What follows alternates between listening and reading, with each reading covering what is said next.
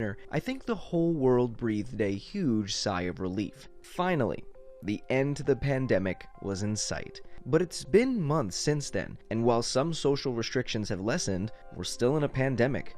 So what gives? How long until things really get back to normal? That actually depends on you.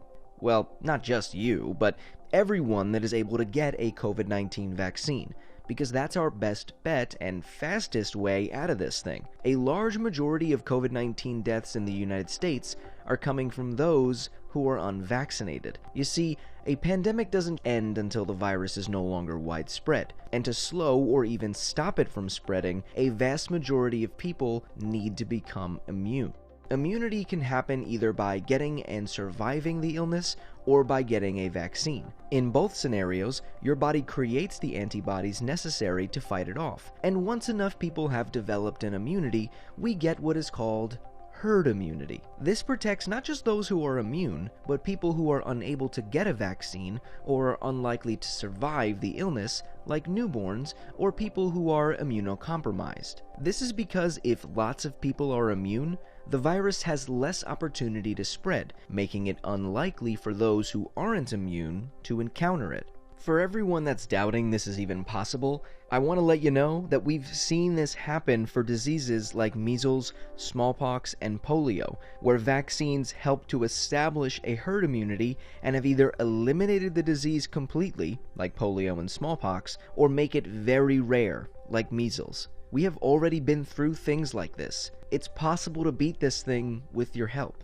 The amount of people that need to be immune for herd immunity to work varies depending on how contagious the virus is, which is measured by how many people an infected individual can infect. For example, measles is very contagious, so it needs a high number of people to be immune for herd immunity to kick in, between 90 and 95% of the population. For COVID-19, estimates range from 70 to 90% of the population, though this could change if more contagious variants emerge. These high percentages are why vaccines are so important, and why experts are strongly advocating for people to get a COVID-19 vaccine and not to rely on infection to become immune. Even if you've had COVID-19, they still recommend you get vaccinated to increase your immunity.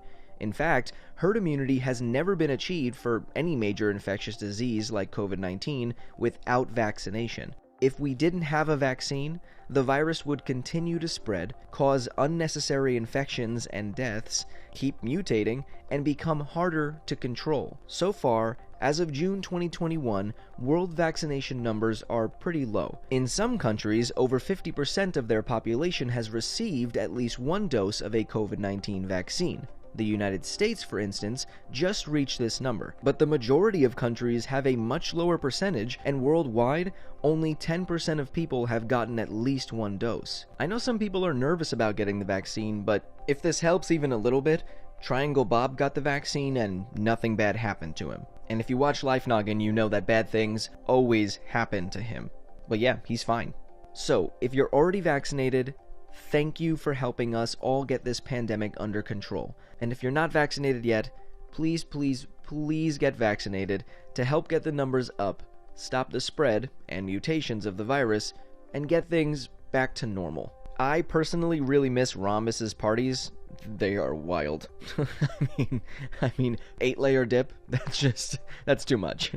But what are your plans once the world is vaccinated? What are you really looking forward to doing? Thank you so much to our friends over at Vaccinate LA and Hollywood Health and Society for sponsoring this video.